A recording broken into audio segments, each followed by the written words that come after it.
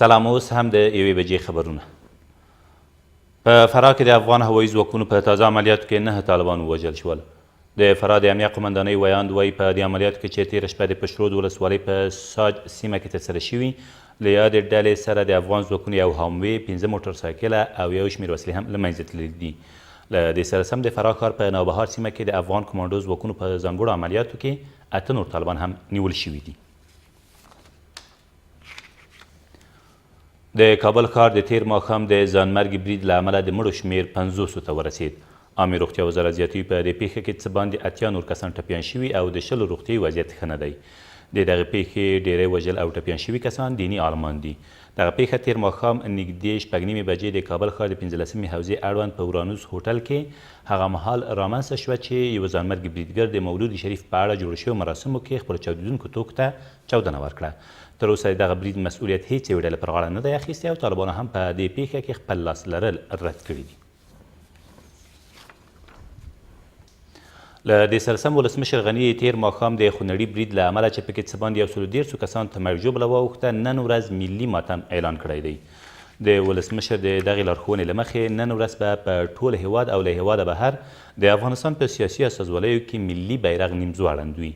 د ویل ده چې د کابل ښار د هوایي ډګر پر سړک په یو هوټل کې د شوي ځانمرګي برید له امله د دیني عالمانو په ګډون 50 تنه وژل شوي او 83 نور ټپیان دي.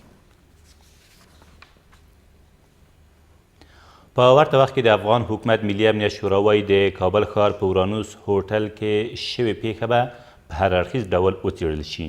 ملي امنیت شورا د دغې پیښې له غندلو سربیره یو وار بیا په هر ځای کې د ترهګرو پر ځپلو ټینګار کوي. له دې سره سم مخکني ولسمشر حامد کرزي دغه پیښې غندلې او په کابل کې د امریکې سفارت، ناټو او د ملګرو ملتونو استازوالی هم د دغې پیښې له امله خپل ژور خفګان پړاو کړی دی. له دې سره سم سولې عالي شورا د کابل ښار په یو هوټل کې د مولود شریف د لمانځنې په مراسمو کې شوی ځانمرګي برید په کلکه غندلی دی. دغې شورا د یوې خبرپاڼې په خپرولو سره ویلي ترهګرو د دغه برید په ترسره کولو سره دا وښوده چې هیڅ اعتقادي، قومي او مذهبي کرښې ورته مطرح نه دي، بلکې دوی د افغانستان د له منځه وړو او د ملي روحیې د کمزوره کولو په لټه کې دي. دغه شورا ټینګار کوي چې افغانان له ټولو ستونزو سره سره سولې ته د رسېدو لاره وهي او د افغانستان دښمنانو دسیسې نشي کولی د دوی مخه ونیسي. او ولسمشر غني د افغانستان او پاکستان لپاره د آلمان له ځانګړي استازي سره په کتنه کې وویل اوس د دې وخت را رسېدلی چې د سیمې هیوادونه د سیمې د پراختیا او ثبات لپاره لا زیاتې هڅې وکړي. ښاغلي غني په دې کتنه کې چې تیر مازدیګر په ګلخانې ماڼۍ کې ترسره شوه همداراز له افغانستان سره په بېلابېلو برخو کې د آلمان له همکاریو مننه وکړه.